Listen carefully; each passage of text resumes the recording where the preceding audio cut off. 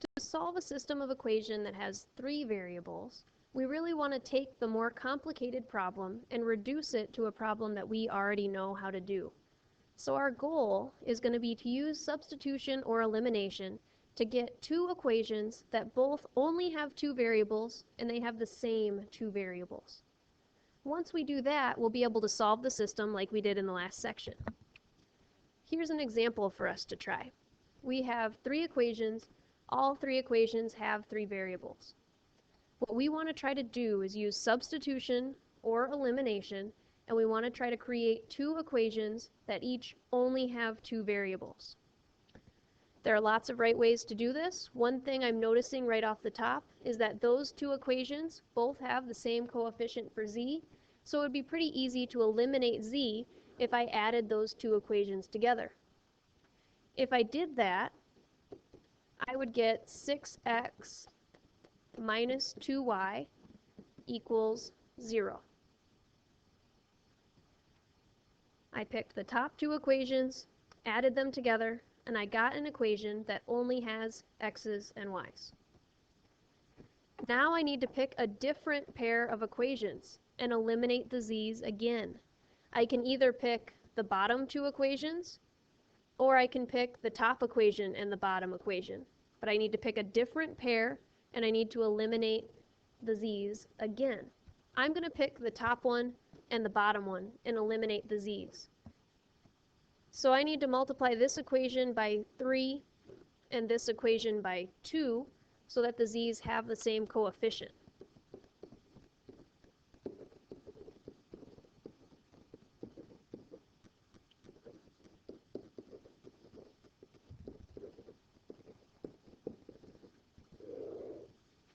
Now if I add them together, the z's cancel out, and I get another equation that only has x's and y's.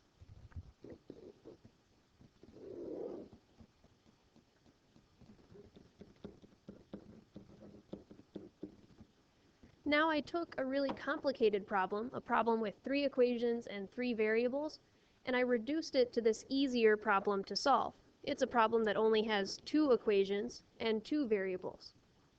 Now we're going to solve that using either substitution or elimination, just the same way we did in the last section. Pause the video and see if you can solve that system on your own using substitution or elimination.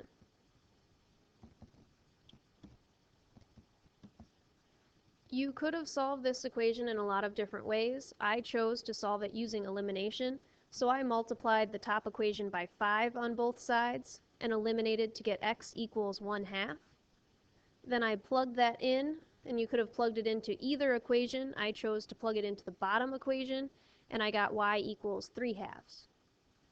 I'm almost done with the problem. I know what x is, and I know what y is.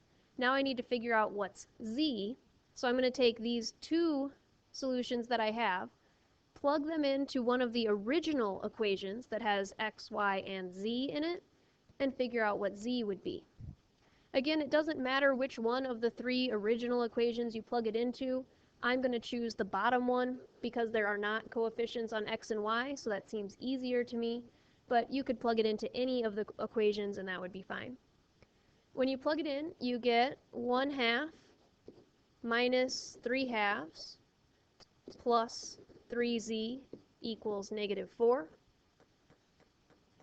There are lots of right ways to solve this for z, but if you want to avoid working with fractions, you can multiply both sides by 2, and then we'd have 1 minus 3 plus 6z equals -8.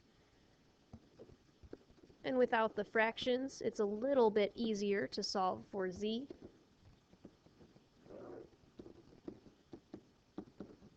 And get a value for z of -1. In the last section, when we had 3 variables and 3 unknowns, we wrote our answer as an ordered pair. In this section, we're going to write our answer as an ordered triple, an x, a y, and a z.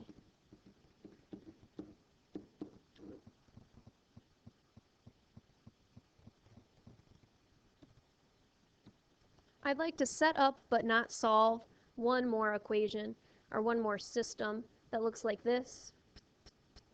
With this system, our goal is the same. We're still going to try to get two equations that both have the exact same two variables.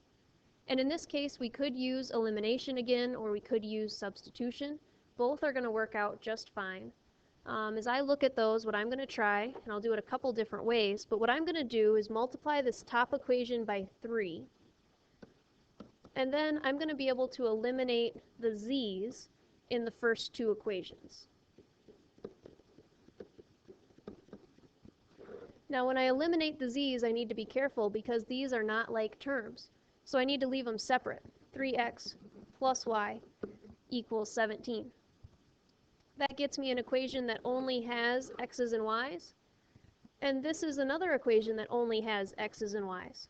So I'd go from here. I'd use those two equations, solve by substitution or elimination, figure out x and y, and then go back to the beginning and figure out what z is. There's another way to do this same problem. And another way to do the same problem would be to use substitution.